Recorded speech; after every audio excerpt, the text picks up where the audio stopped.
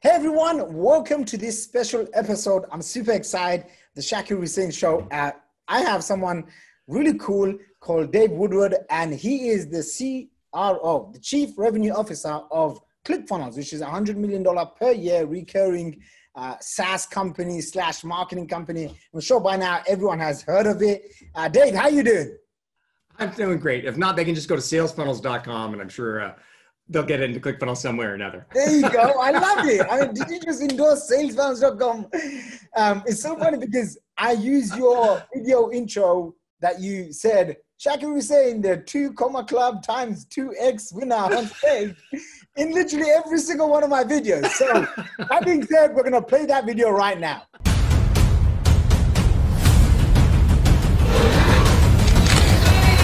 Welcome to the stage with 2 Comma Club X Awards. Mr. Shakir Hussain.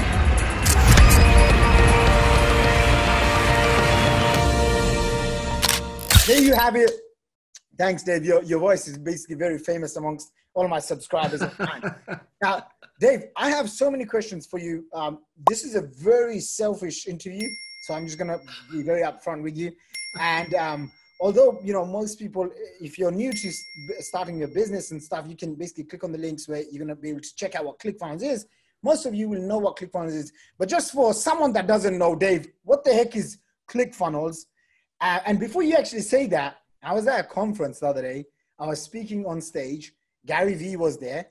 And one of the speakers gets on. And there's like 1,500, 1,800 people there. And it's literally telling everyone, the greatest thing ever since sliced bread is this thing called ClickFunnels, right? And I remember, like, I took a picture of it and I sent it to Russell. I'm like, yo, Russ, I texted him. I said, Russell, check this out.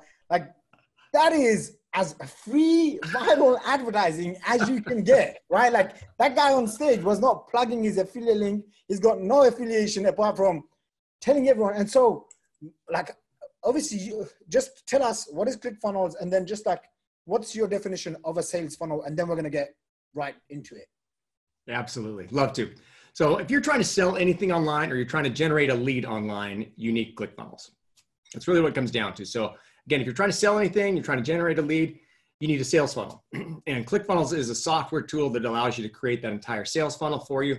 And it's a drag and drop editor, makes it super easy for you to use. And because of that, that's why we have over 100,000 customers using the platform, because it's super easy and it really facilitates whatever person's desire is to do something online, whether it's generating a lead or selling something online. Dave, that was as important as it was. Now we're moving on. What makes ClickFunnels, you know, funnels builder, sales funnels builder, what makes it so special that it's taken off so fast, right? Like, I remember being one of the first affiliates, and I remember, like, me and Russell did this webinar, and like, he wanted to get like 10,000 customers in a week, and then he got like 800. And I was like, I just told everyone at the time I used to do like lots of network marketing / online marketing. And then I literally was like, what did I just sell everyone? Oh my gosh, is ClickFunnels gonna go out of business? So that was what was in my head. And then obviously it grew, and it grew really fast. And he had this one webinar that just, like, he went to every single affiliate known on the internet. Kind of walk me through that. Walk you through the webinar?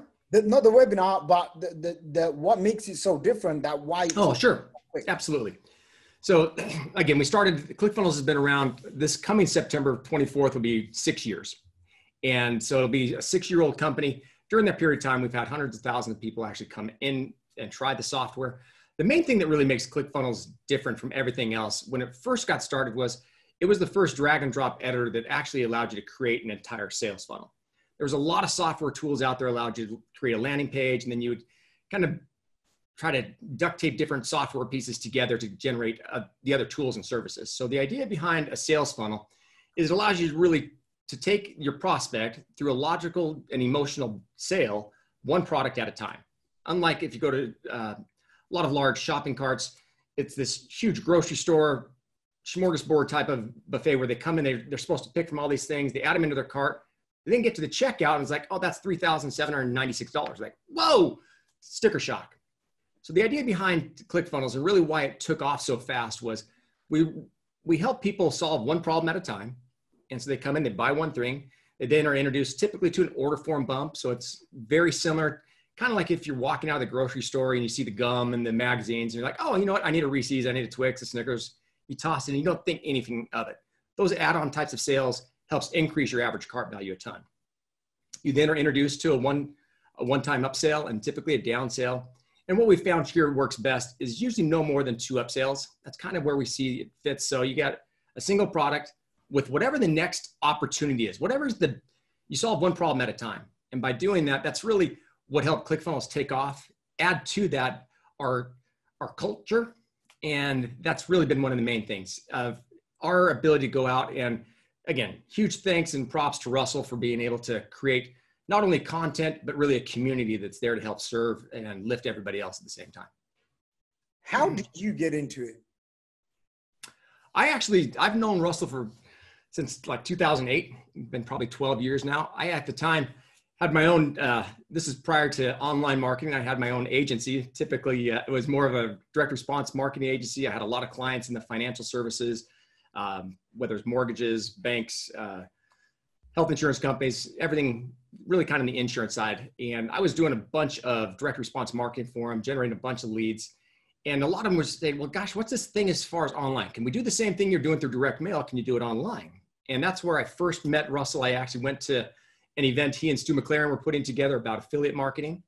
And while I was there, 12 years ago, Russell was probably 27, 28 years old. And Tom said, hey, if you guys would like to get to know me better, you can go sign up to the back and take me out to lunch or dinner and pick my brain. So I ran back, signed up for every breakfast, lunch, and dinner he had. And we spent the next 3 days together and just hit off a dear friendship. We've done a ton of different projects over the last 10, 12 years, everything in the fitness industry, some in the network marketing space, some in the real estate. And I had my own business on the side. And when ClickFunnels came around, he's like, Dave, I think this is the one you really want to make sure you're a part of. And so he offered the opportunity to be a partner. And after 2 years, ended up moving my family from beautiful southern San Diego up to Idaho. And we're loving Boise, Idaho now. So that's what brought me here. That's amazing, man. Now, your role is Chief Revenue Officer / Business Development Manager. If you have to have a title. What does those things entail? Just give me like the quick. Sure. I basically do anything that generates top line revenue. So if we're going to bring money into the company, that's where I start. How does someone like me go and hire my own Dave? Don't worry, Dave. This is not a live proposal for you to go and for you to come and work with me. But I'm just saying, I'm just putting you out there, right? Like, just putting you out there. Where do I go find my own Dave? It's a great question. Actually, Roland and I were talking about the same conversation. So, no, honestly, I think for me, if you take a look at, I guess the main thing I would look at is it's a relationship more than anything else. Russell and I had at the time, a 7-8 year relationship of having worked together.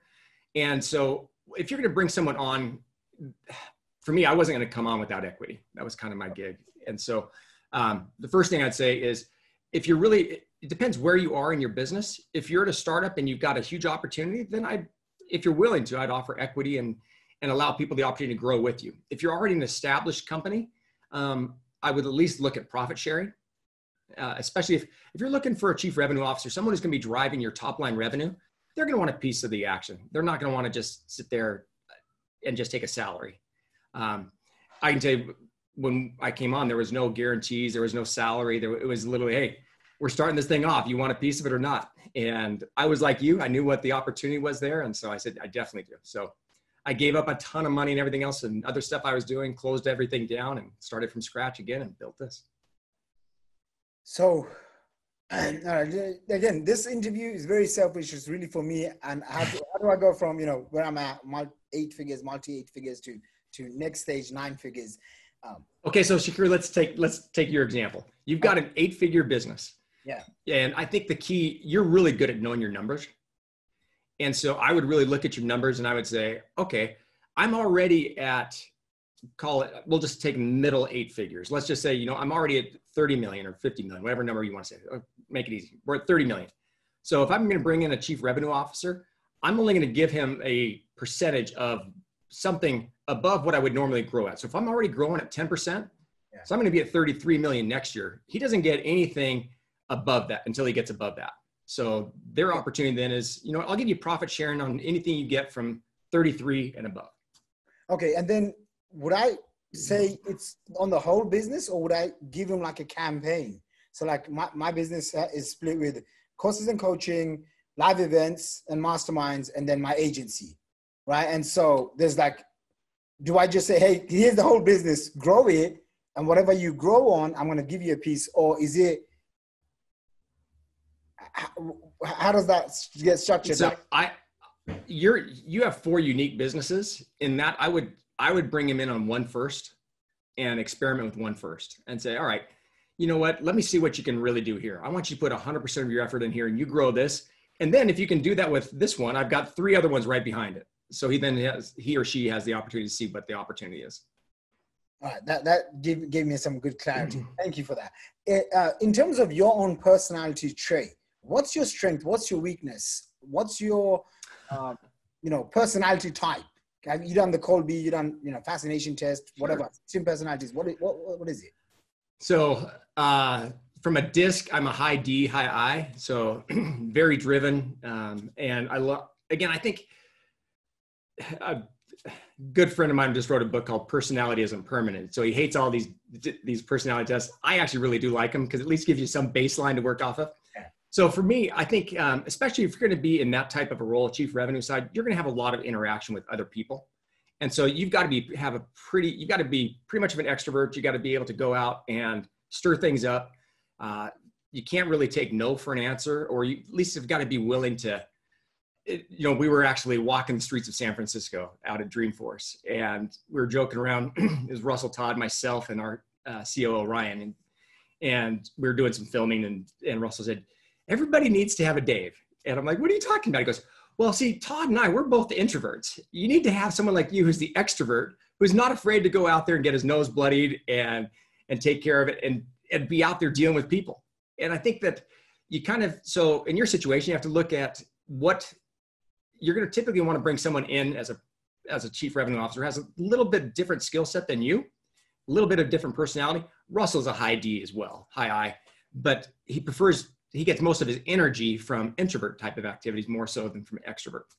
I think the other thing is you're going to find someone, if a chief revenue officer, they've got to be pretty monetarily driven. And for me, I've got a lot of high financial goals and things I like. And so that was one of the things that was appealing to me. And I would think anybody you're going to bring in is going to be pushing your top line revenue. They ought to have some pretty high economic drivers. Okay. Favorite book on this topic? Oh gosh, on this topic, as far as actually one of my favorite ones is The Road Less Stupid. Yeah, I've listened to that like 20 times. I keep listening to that over and over again. Me too. I just think, so that's one of them. I can tell you, High Growth Handbook is another one. Elad Gil. Okay. These are my 2 go-tos. The Road Less Stupid from Keith Cunningham and Growth Handbook by Elad Gil. It's scaling startups from 10 to 10,000 people. Okay. Put out my Stripe. I got to get that one. Yeah. Okay. In terms of going from 0 to 10,000, let's just say, CF grew from what? Webinars, just that one core webinar, right? Can you walk me through the next stages? Absolutely. Yeah, great question. So Shakir, when we first started ClickFunnels,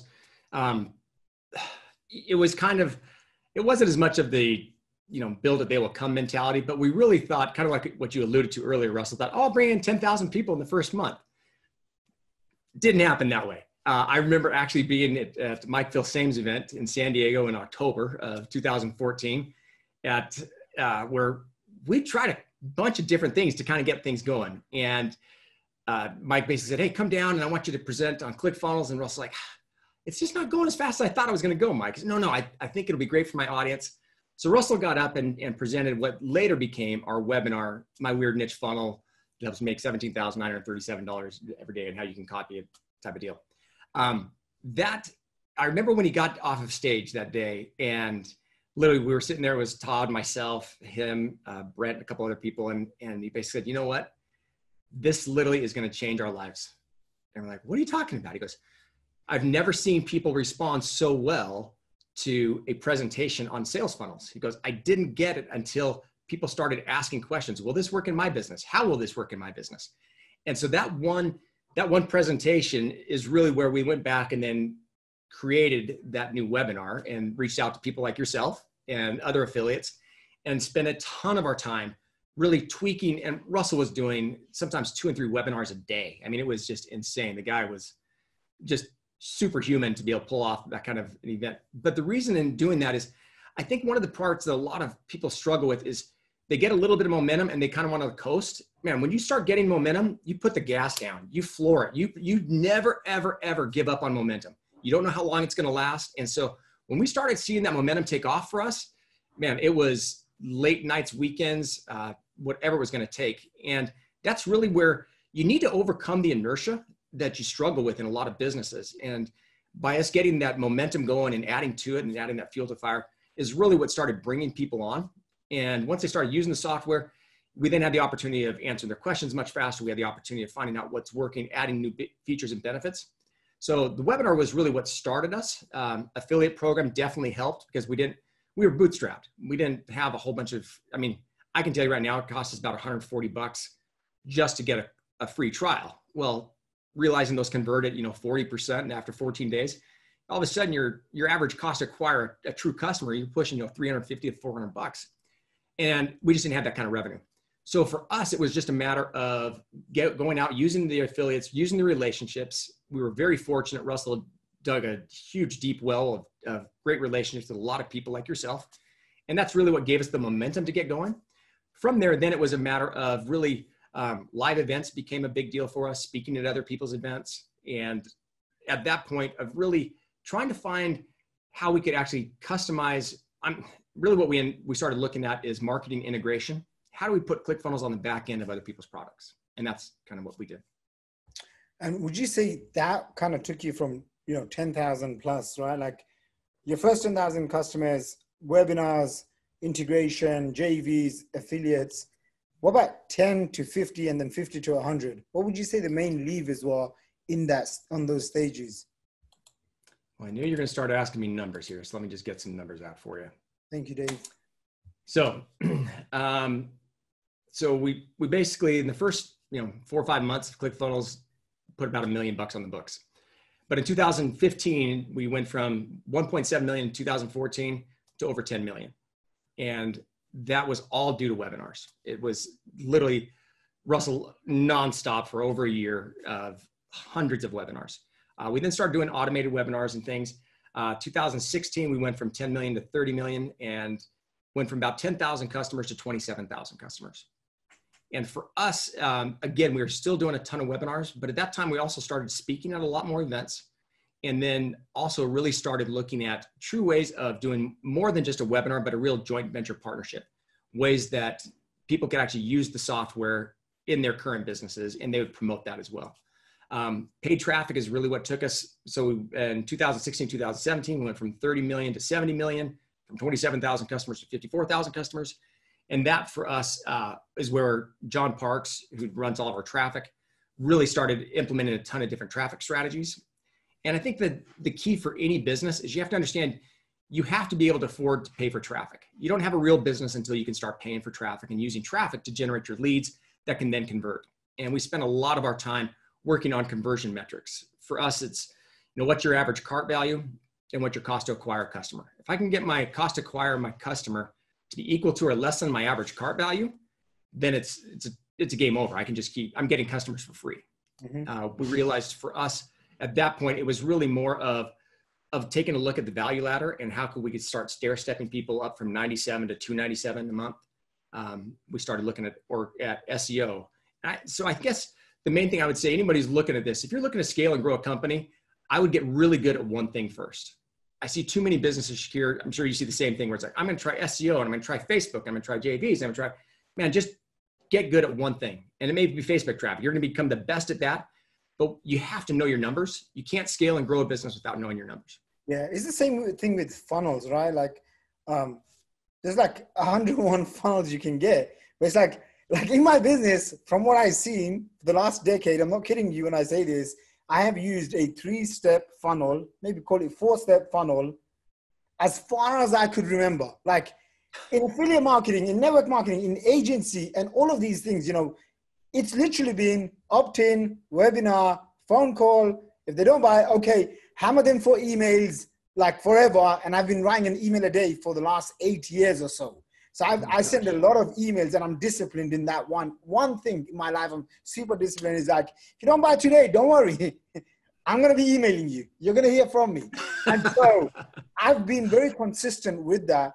And I think one of the main reasons is because when I first started, I didn't start with learning SEO or Facebook ads. Like even now, I have no idea how to place a Facebook ad or YouTube ad or like any sort of paid traffic. Like all I understand is how do I build a high converting sales funnel? But even that, it's really the psychology. I mean, that's why you see a whole bunch of Dan Kennedy, you know, just like old school stuff. Like I'll read this, I'll make sure my funnels have that. In terms of, and this is the same stuff that you're talking about, which is, you know, knowing your numbers. What are the fundamental principles that haven't changed that you see that all the 7, 8, 9-figure entrepreneurs have, that maybe the people that are struggling, that they don't kind of grasp yet? Honestly, I think one of I think the main thing is too many of the people when they first get started, they try to start at the bottom of their sales funnel. I think the people who are most successful start in the middle. I see a lot of people, it's really hard to get good and to make enough money to even serve your clients when you're selling $37 products. Mm-hmm. You can do it. I mean, Natalie Hodson proved that, you know, she sold, I don't know, 40,000 $37 products and got a 2 Comma Club award for it. But I think that the main thing I see for the people who are most successful is they find a mid-tier point. And I think webinars is probably the easiest thing for people to sell. You can provide so much value in a webinar, and you then can follow up. You've got the money then to follow up with them. You can spend the time and really nurture that over time. And you get enough money up front to be able to help scale and grow and live while you're trying to build your business. So if I take a look at all of our big award winners and everything else, almost all of them really kind of started at a mid-tier price point and then built out a value ladder, and webinars is always a part of it. Yeah. In terms of growing, you know, 1,000, 10,000, 100,000 users, when you look back now, 6 years has gone real fast. What would you say have been the biggest challenges, right? Like, so for me, you know, I'd say like team building, you know, autoresponders, merchant accounts, bank accounts, you know, you're going to pay a lot of taxes, all of that good stuff, right? So, so when you look and you're like, oh man, those are like 3 to 5 big issues. And I'm saying this again, because I'm anticipating when I'm growing, what are the things that I need to look over and I need to think about? Definitely, I can tell you for sure, one of the biggest obstacles or hurdles was growing a company, was growing the employees internally. We were really fortunate as we built Clickfunnels in the very beginning to attract a whole bunch of A players, just amazing people who were so passionate about the software and the purpose and everything else that, again, hours, it doesn't matter. No one was checking clocks or checking in. I mean, it was just, everyone's just all in trying to make sure whatever it was going to take to make it happen. As you start to grow and to scale and you have to start putting in different levels of management and things, you get a little bit removed, and you have to focus more on the actual company culture. And you've got to find a way of making sure that they feel connected to what your purpose is, what your vision is, where you're trying to grow, and that they're not there just collecting a paycheck. And I think that for us, take for example, like last year, 2019, our gross profit, even though we had the higher revenue last year than we ever had, our take home as far as partners and everything else was less because we reinvested so much more into growing our team. And it was, again, something we just knew we had to do if we wanted to. Again, I'd love to get us to 500 million. I can't get us to 500 million with only 100 employees. And so we're currently at 350, and we'll probably have to continue to grow and add more. But really, I think the biggest obstacle is all of us started off really as entrepreneurs, and we were all good at growing teams up to, you know, your typical 10 to 15, 50 tops. Yeah. Once you cross over 100 employees, life changes, and it changes a ton. So that was definitely one of the biggest ones. The other one I saw was when we crossed over 100 million in revenue, man, you get a target on your back. And so people start coming after you for all frivolous lawsuits and stupid things just because they think they can get it. So that was another one where we then had to bring in-house legal counsel, which we hadn't had to do before. The other thing I would say is really helping as you're continuing to scale and to grow a business. One of the biggest things that we've looked at is how do you expand into other markets while at the same time not losing your core focus. And that's one of the things we're looking at right now. Okay. And then have you guys done live events in different countries? We haven't. So international expansion is one of the things we're looking at for 2021. So that's kind of actually what I did. And obviously I was part of a $300 million education company in another life. And for my own business as well, we did like 120, 150 events in a span of 3 years. And what I did was I had one model that worked, and then I just literally duplicated myself. So I would have like 2-3 events happen in the same time. And those are some good days. Those are some good days. I mean, that's how I scaled to 7. I was doing $1 million a month at 28 years old. That's how I did it, right? Like there's no magic solution. That's how I did it. And, but when I turned 29, I got married. I started becoming, just going back to my spiritual roots, because I realized, all this money, that's what I was doing since I was like 20, 29, like 9, 10 years solid. And before that, since I was like 14, 15, I used to sell on the streets. So I'd like, literally in flea markets, I would stand up on some crates and I'd be selling all sorts of gadgets, gadgets, whatever came my way. Every week I was there out selling in public, basically, doing closing basically in the market. And I never took any break. I didn't even know what a break was, but then I did. And I had grown the team to 55 staff. And then I downgraded to around 20, 25 now. And so I'm going to ask you certain questions about teams and all of this stuff. So market expansion. Anyway, if there's anything I can ever do for you, Dave, just give me a call. I'll give you all the tools, resources that I've seen that worked for me and for this $300 million education company that I was part of. And all the good stuff and the bad stuff as well. So that could be very insightful. I have a lot of data, basically. I have a lot of numbers, specific numbers, right down to the state. Which state in America was most profitable versus Singapore versus UK, the whole shebang. Just give me a buzz. Market expansion. What are you planning to do to grow internationally? Like what is the marketing method? Sure. So currently 60% of our clients, of our customers actually are outside of the US. Oh, wow. So we already have the majority of our customers outside of the US. And one of the main things we'll be looking for is, as we go into different foreign markets, is contacting existing customers who are having a ton of success and using their success to parlay into those countries. Another thing we're looking at is Russell's finished his 3rd book, Traffic Secrets. So he's got his trilogy of .com secrets, expert secrets, and traffic secrets. All 3 of those books are being translated into foreign languages. We'll use all 3 of those. Was again, if I take a look over the last 3 years, those 3 books have really been the core of the growth that we've received, because it's allowed people to get that message and to hear that message and to actually be able to internalize it and use it. So we'll be translating that into multiple languages and using that similar type of model where we've done our free plus shipping. Obviously, we'll look for the partners in those countries, identifying which models work best to get that out there. And then again, we've kind of looked at more of like a VAR model type of a deal and looking for VAR partners, as well as looking at potentially working with some governments from an educational standpoint to educate the next generation of people coming up. VAR? Value added reseller. So you have an affiliate where you basically just pay them a percentage. On a value added reseller, they typically are going to take your product and they're going to bundle it with whatever their core service is. So if a person's already teaching how to do funnels and stuff, they then would add Clickfunnels in as an added bonus to that. So it basically plugs them into whatever their current model is. So value-added resellers. My current model is creating a certification around salesfunnels.com. So I'm definitely you definitely are. I'm definitely interested in that.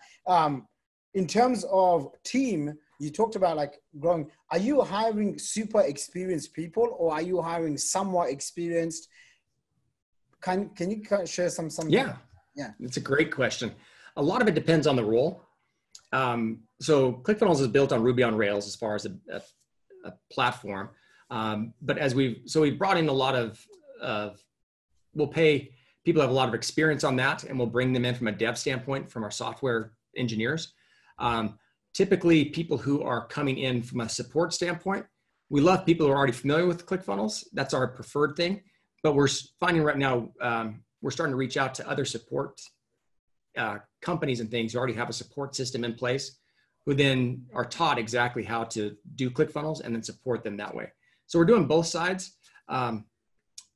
Typically, again, if they already have some experience with ClickFunnels, that's really how we grew our team. Everybody for the first 2 years, anybody who we hired already knew of ClickFunnels. It wasn't after our second year where people started coming in who weren't familiar with it, and we then would teach them. I'm gonna just say how it is, okay? And you're cool like this. Big elephant in this room, or not in this room, but in other rooms, okay? Everyone is launching a funnels builder software.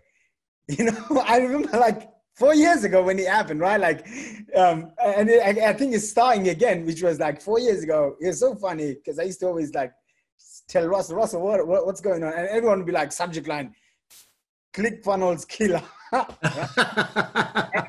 Because I was interviewing Russell the other day, right, for his traffic secrets, and I said to him like, what's going on with this, with killing ClickFunnels, right? Everyone wants to go and kill ClickFunnels. What's happening with all of these funnel builders?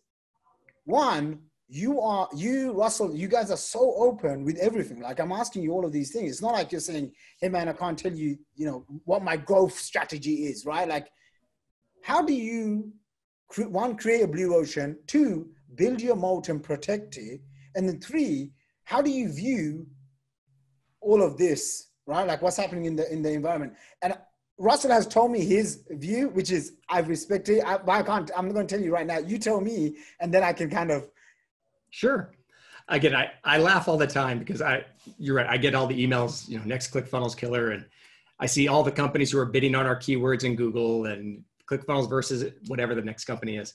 For me, there's a couple of different things I take a look at. One is, I remember, in fact, I see behind you, you've got a picture of you at Tony Robbins' diamond thing there. And I remember actually, from going platinum.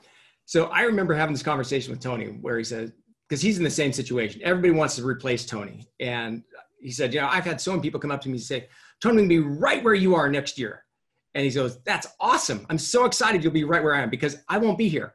I'll be so much further down the road, you'll never be able to catch me. And so I look at ClickFunnels as the same way. There's a lot of, there's always things that can be improved and everything else, but improvement offers are it's a really hard thing to sell when you're just selling improvement. And for us, it's more about changing lives. One of the main things we have is liberate and educate. It's 2 different charities we're involved in as far as liberating kids from child sex slavery with Operation Underground Railroad. And then education comes with the work we do with Stu and Amy McLaren regarding Village Impact. And we take that same thing as we take an approach to the entrepreneurs that we work with. Our whole focus is to help liberate and educate those entrepreneurs to allow them the opportunity of growing and building their business so they can then help serve other people as well. I think one of the main things we've seen as far as our growth, especially recently, is when you first start, it's all about the platform. It's all about what ClickFunnels can do. We've now seen, as we've gotten to the next level, it's not as much about us as it is about the success stories of our students or of our clients. And that's really what is allowing us to grow to that next level. And again, I guarantee you next week, there will be another ClickFunnels killer, because when you're having success, it's just a natural thing in business. People go, oh my gosh, they pointed that. And we're open with our numbers. You're right. We did $136 million last year. We're on target to do it, And so because of that, there's always people who want a piece of that. The key is, And I think I actually enjoy it. I like it. It pushes us. It motivates us to continue to get better, to serve more.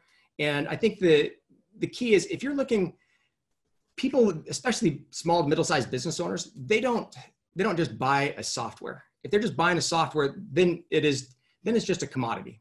As soon as ClickFunnels becomes a commodity and it's no longer community, it's no longer a value add, it's no longer an education, then you're right. Then it probably will be the next thing could easily become a ClickFunnels killer, because then you're just replacing one commodity for another, and it's a race to the bottom in price.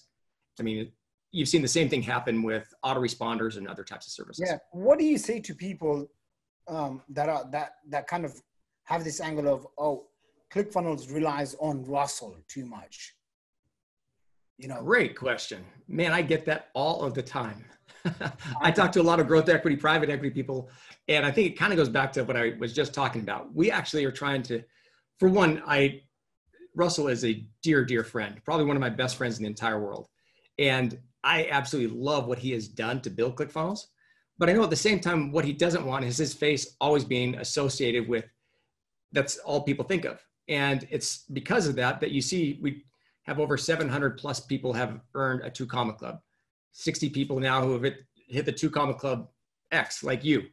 And our whole thing now is we're trying, and again, we've got, I think 13 to 15 people who are now on their way to our 2 Comma Club C, which is our $100 million award. One of the main reasons we have those awards is to be able to tell the stories of other people, to let them have their success. Again, if you take a look at Apple will always be known for Steve Jobs. Steve Jobs will always be known for Apple. You will never separate Steve Jobs from Apple. But some of the main things you start seeing now is, what can you do with that product? What can you do with that service? How do you actually, and we're seeing the same thing, trying to do more from Russell's perspective. Russell will always be a voice of ClickFunnels. But what we'd love to have is Shakir Hussain as another voice of ClickFunnels, and to have other people who basically their names become so bold and ingrained into our community that, oh yeah, they point to where now Russell becomes one of 5 or 10 big names and faces who's out there talking about ClickFunnels. And I think as we kind of scale and grow into different verticals and niches, take for example, Anissa Holmes, who has just done an amazing job in the dental industry. We would love for people to get all of Russell's books, but they'll think of Anissa Holmes as the person who introduced them to ClickFunnels. And as we take a look at different verticals and niches, it'll be the same way.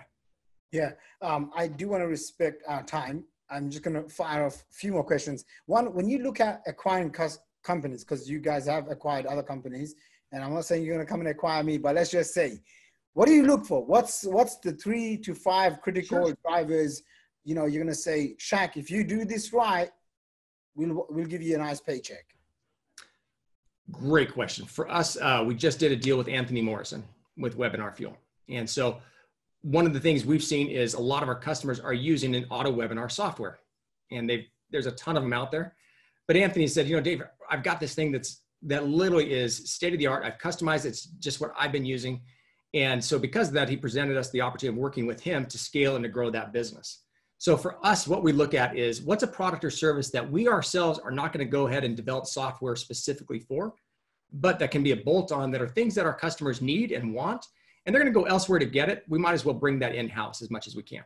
And so do you go and buy into it? Do you go just take over a percentage of it? How does that work? Every deal is different. Take, for example, I was looking at acquiring an email service provider a while back. That one we probably would have had to buy into just because of the things that are there. A lot of it just depends. Again, you bought a lot of companies, Shakir. It's the same type of thing. It depends what stage they're in. If they're early enough, your marketing prowess is enough to offer to be a part of it. Otherwise, if they're further down the pipe, you might have to toss some money into the deal and work out an affiliate arrangement or a JV arrangement or whatever else. Well, gosh, I could talk to you for ages. But I want to, Dave, literally, this has been really good for me. Okay. I am going to share it with other people. Don't worry. I'm not going to hold this one to myself. But Dave, I just want to say thank you so much. Guys, I'm going to include all the links, below that you can go check out Dave and the 2 charities that he works with, Operation Underground Railroad and Liberate and Educate. Can you just briefly touch on Liberate and Educate? And for anyone that doesn't know, the Underground Railroad, I am really touched by those.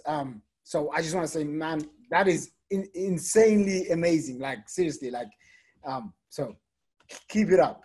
I followed Tim Ballard and so, yeah. So Tim's a dear friend and a brother-in-law of my brother-in-law, actually. And I know we're reaching out literally, I think in 2 days is the National Child Awareness Day. Huge day for him and really making sure we get that message out as far as Operation Underground Railroad. So we've got, again, the two different charities, Village Impact and Operation Underground Railroad. Together, those become Liberate and Educate. We started ClickFunnels. What we decided is for every funnel that got published, we would donate $1 to Village Impact. So every single year, we cut Amy and Stu a 6-figure check to give them for all the funnels that got published, because we feel so passionate about helping educate children. And it's just is really one of our main things. So Village Impact, you can check that out. Stu and Amy McLaren, just dear friends. They've been super passionate about building schools. Primarily at the time, I was down in Africa. We went out to Nairobi in Kenya and actually visited the schools we helped build, and just an amazing organization. They now are actually helping build, are drilling wells for them. They're actually helping the community. They're bringing education, bringing satellite feeds in, internet access, all that kind of stuff to try to provide everything to the next level that they need. Tim's organization, Operation Underground Railroad, is absolutely crushing it. Tony Robbins, a dear friend of ours, is behind it as well. And for his 60th birthday, again in LA, raised, I don't know, we were there and probably raised $10 million for it. So bottom line is it's all about providing education and freeing people from whether it's slavery or whatever ailment they may have, to provide people a better opportunity to get to the next level. Yeah. No, I really, I'm super touched by that. So Dave, top. Keep up the great work. And again, thank you so much for your time. And I will be catching up with you soon. All right. Thank you very much.